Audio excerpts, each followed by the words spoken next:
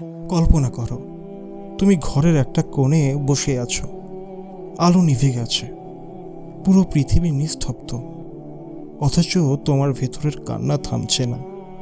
কারণ নাম মনে পড়ে যাকে ভালোবেসে তুমি সব দিয়েছিলে, অথচ সে মানুষটা আজ নেই। মানুষ ভাবে ভালোবাসা শুধু হৃদয়ের ব্যাপার, কিন্তু আসলে এটা ঈমান, দোয়া আর আল্লাহর রহমতের সাথেই জড়িয়ে। হাফসা একজন সাধারণ মুসলিম মেয়ে, হিজাব করে, নামাজ পড়ে, কিন্তু অন্তরের ভেতরে একটা বড় অভাব রয়েছে, আর সেটা হলো ভালোবাসা। সে সবসময় ভাবে, যদি এমন একজন মানুষ পেতাম যে আমাকে শুধু দুনিয়ার জন্য নয়, আখিরাতের জন্য চাইতো। হাফসা পড়াশোনা করে মাদ্রাসায়, কিন্তু জীবনের কষ্ট তার চোখের ভেতরে স্পষ্ট। বাবা নেই, ছোটবেলায় মারা গেছে, মা সেলাই করে সংসার চালায়। সব কিছু মিলিয়ে তার মনে হয় আল্লাহ হয়তো আমাকে একা থাকার জন্যই সৃষ্টি করেছেন। একদিন রাতে পড়ার পর ক্লান্ত হয়ে ছাদে বসেছিল হাফসা। আকাশের দিকে তাকিয়ে বলে উঠল, ইয়া আল্লাহ, যদি তুমি দরজা খুলে দাও, যদি তুমি চাও, তাহলে আমায় এমন কাউকে দাও যে আমায় শুধু দুনিয়ার জন্য নয়, জান্নাতের জন্য ভালোবাসবে। সে একই রাতেই আল্লাহ দরজা খুলে দেন। মায়ের কাছে এক প্রস্তাব আসে। এক ছেলে, আরিফ, নামাজি, শিক্ষিত, কিন্তু আর্থিকভাবে তেমন শক্তিশালী নয়। মা অবাক হয়ে বলে, হাফসা, হয়তো আল্লাহ তোর দোয়া কবুল করেছেন। বিয়ের পর হাফসা ভাবে হয়তো সব কিছু বদলে যাবে, কিন্তু গল্পটা এত সহজ ছিল না। আরিফ সত্যি আল্লাহ ভীরু, কিন্তু জীবনে অদ্ভুত সব কষ্ট লুকিয়ে রেখেছিল। আরিফের বাবা মা অসুস্থ, ঋণের বোঝা মাথায়, আর কাজ অল্প টাকায় চাকরি, মাস শেষে সংসার চালানোই যুদ্ধ। হাফসা ভাবে ভালোবাসা তো কেবল ফুল আর হাসির গল্প নয়, ভালোবাসা মানে হলো দুজন মিলে আল্লাহর পথে দাঁড়িয়ে থাকা। কষ্টের শুরু এখান থেকেই। ঘরে খাবার নেই, অথচ হাফসা কিছুই বলে না। আরিফের চোখে ক্লান্তি, অথচ নামাজ কখনো ছাড়ে না। হাফসা আল্লাহকে বলে, ই আল্লাহ, আমি ধৈর্য ধরব, শুধু তুমি আমার স্বামীকে শক্তি দাও। দিন যায়, মাস যায়। একদিন রাতের অন্ধকারে আরিফ ঘরে ফিরতে দেরি করে। হাফসার দরজা খুলে দেখে আরিফের চোখ ভিজে গেছে। সে শুধু বলল, আর চাকরিটাও চলে গেল। হাফসা সেই রাতে অনেকক্ষণ কাঁদল। তার মনে হচ্ছিল জীবন যেন থেমে গেছে। কিন্তু তারপর সে উঠে দাঁড়ালো আর হাত তুলল আর বলল, ইয়া আল্লাহ, তুমি তো বলেছ আমায় ডাকো, আমি সাড়া দেব। আজ আমি তোমার দরজায় দাঁড়িয়ে আছি। আমার স্বামীকে সম্মান দাও, আমাদের ভালোবাসাকে জান্নাতের পথে রূপ দাও। রাতটা ছিল জুমার আগের রাত। কথিত আছে এই রাতেই আল্লাহ বান্দার দোয়া অগ্রাহ্য করেন না, আর সেই রাতেই শুরু হয় নতুন অধ্যায়। সে রাতের দোয়ার পর হাফসা শান্ত হয়ে ঘুমালো। সকালে ফজরের নামাজ শেষে দরজায় কড়া নাড়ার শব্দ। আর এই দরজা খুলতে দেখে পুরনো এক বন্ধু দাঁড়িয়ে আছে। বন্ধু বলল, ভাই, আমি অনেকদিন ধরে তোমাকে খুঁজছি। শুনেছি তুমি চাকরি হারিয়েছ। আল্লাহর কসম, আমি একটা নতুন কোম্পানি শুরু করেছি, আমার সাথে কাজ করবে? টাকাটা হয়তো বেশি না, কিন্তু হালাল। আর এই বিস্ময়ে তাকিয়ে থাকে। গত রাতেই তো তারা আল্লাহর দরজায় কেঁদেছিল, আর আজ সকালেই সেই দরজা খুলে গেছে। চাকরি পেলেও জীবনও সহজ ছিল না, কিন্তু এখন একটা জিনিস স্পষ্ট, হাফসা আর আরিফের ভালোবাসা শুধু দুনিয়ার নয়, আল্লাহর উপর ভরসার জন্য আরও গভীর। তারা রাতে একসাথে তাহাজ্জুদ পড়ে, আল্লাহর কাছে কান্না করে বলে, আমাদের একে অপরের জন্য জান্নাতের সঙ্গী বানাও। আরিফ ক্লান্ত হয়ে আসলেও হাফসা কখনো অভিযোগ করে না।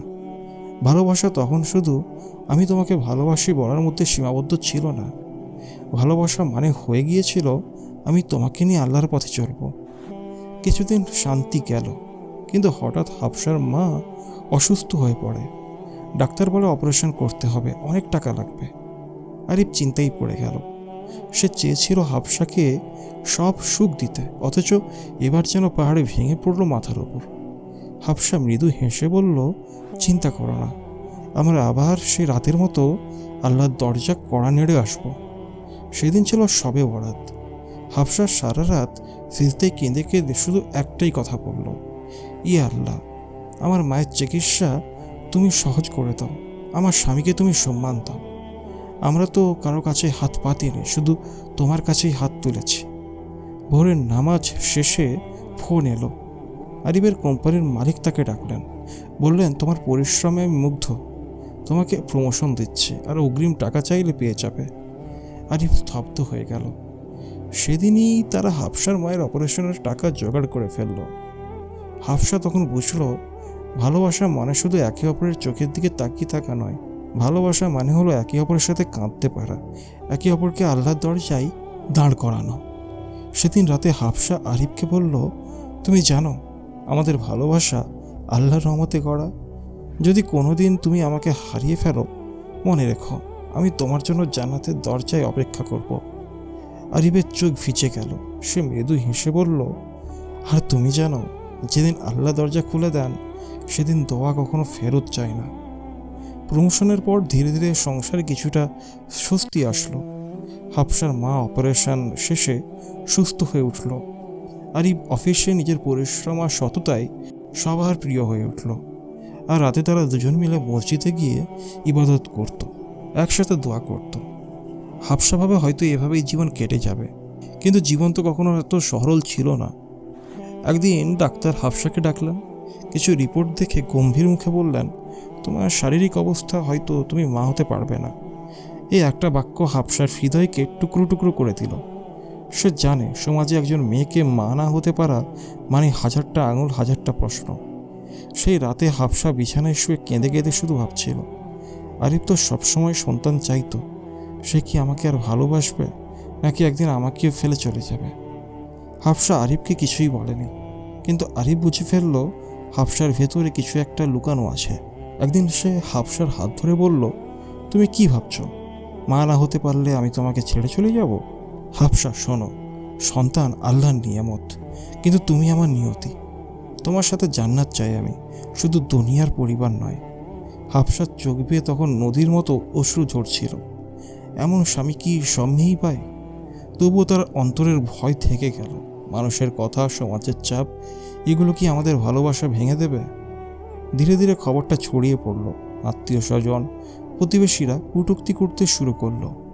স্ত্রী দিয়ে যদি ঘর না ভরে তাহলে বিয়ে করে লাভ কি? তুমি তো ধর্মভীরু, তাহলে কেন আল্লাহ তোমাকে বঞ্চিত করলো? এসব কথা শুনে আরিফ চুপ থাকতো, কিন্তু হাফসা ভেতরে ভেতরে ভেঙে যাচ্ছিল। রাতে সে আবার আল্লাহর দরজায় কাঁদতে লাগলো, ইয়া আল্লাহ, আমাকে মা বানাও না বানাও, কিন্তু আমার স্বামীকে কখনো আমার থেকে দূরে করো না। একটা বিশেষ রাত, শবে কদর, সেই রাতেই হাফসা তাহাজ্জুদের সিজদায় পড়ে কাঁদতে কাঁদতে বলল, ইয়া আল্লাহ, আমি কিছু চাই না, শুধু চাই আমার স্বামী যেন আমাকে ভালোবেসে যায় শেষ নিঃশ্বাস অবধি। আমি চাই জান্নাতে গিয়েও আমরা একসাথে থাকি। আর এই পেছন থেকে তার কান্না শুনছিল। সে এগিয়ে এসে হাফসার হাত ধরল, কণ্ঠ কাঁপছিল। তুমি যদি মা না হতে পারো তাহলে কি হলো? তুমি জানো, নবীজি বলেছেন, যে স্ত্রীকে ভালোবাসা দিয়ে দেখে তাকাবে তাকেও আল্লাহ রহমত করবেন। তুমি আমার রহমত। হাফসা সেই মুহূর্তে বুঝল আল্লাহ সত্যিই দরজা খুলে দিয়েছেন, কারণ সবচেয়ে বড় দান হলো এমন একজন সঙ্গী যে তোমাকে শুধু দুনিয়ার জন্য নয়, আখিরাতের জন্য ভালোবাসে। জীবন যেন ধীরে ধীরে একটু শান্ত হচ্ছিল, কিন্তু হঠাৎ একদিন সন্ধ্যায় খবর এলো আরিফার বাবা হার্ট অ্যাটাকে মারা গেছেন। সেদিন পুরো বাড়ি অন্ধকার হয়ে গেল। আরিফ চুপচাপ বসেছিল, মুখে কোনো কথা নেই। হাফসা বুঝল এখন শুধু স্বামী নয়, পুরো সংসারের বোঝা তার কাঁধে। বাবা নেই, মা অসুস্থ, ঋণ জমে আছে পাহাড়ের মতো। এই শোকের মধ্যে দাঁড়িয়ে হাফসা আবার আল্লাহর কাছে হাত তুলল, ইয়া আল্লাহ, আমাকে শক্তি দাও, আমার স্বামী যেন ভেঙে না পড়ে। দিনের পর দিন ঋণ শোধ করার জন্য আরিফ দৌড়াদৌড়ি করতে লাগলো। কখনো চাকরির পর রাতেও কাজ করত। হাফসা জানতো সে ক্লান্ত, কিন্তু কিছু বলতো না। একদিন আরিফ বাড়ি ফিরল না সময় মতো। রাত অনেক হয়ে গেলেও আসে না। হাফসার মনে আতঙ্ক, কোথায় গেল? কোনো দুর্ঘটনা হলো নাকি? ফোন বেজে উঠল, আরিফ হাসপাতালে ভর্তি, অ্যাক্সিডেন্ট হয়েছে। হাফসা ছুটে গেল। আরিফ স্ট্রেচারে শুয়ে আছে, মাথায় ব্যান্ডেজ, শরীর কাঁপছে। ডাক্তার বলল অবস্থা গুরুতর, আমরা চেষ্টা করছি। হাফসার পৃথিবী যেন ভেঙে পড়ল। সে হাসপাতালের করিডোরে দাঁড়িয়ে কান্না করলো আর বলতে লাগলো, হে আল্লাহ, তুমি তো বলেছিলে যারা তোমার উপর ভরসা করে তুমি তাদের যথেষ্ট। আমি আজ শুধু তোমার উপর ভরসা করছি। আমার স্বামীকে ফিরিয়ে দাও। রাত কেটে যাচ্ছিল, কিন্তু সেই রাতটাই ছিল আল্লাহর দরজা খুলে দেওয়ার রাত। হাসপাতালের নামাজ ঘরে বসে এক বৃদ্ধ মানুষ হাফসাকে দেখছিলেন। তিনি কাছে এসে বললেন, মেয়ে, আমি তোমার কান্না শুনেছি। মনে রেখো, আল্লাহ কখনো তার বান্দাকে ছেড়ে দেন না। আজ রাতে লাইলাতুল কদর। আজ যদি তুমি সত্যিকার অন্তর দিয়ে দোয়া করো তাহলে আল্লাহর রহমত অবশ্যই নামবে।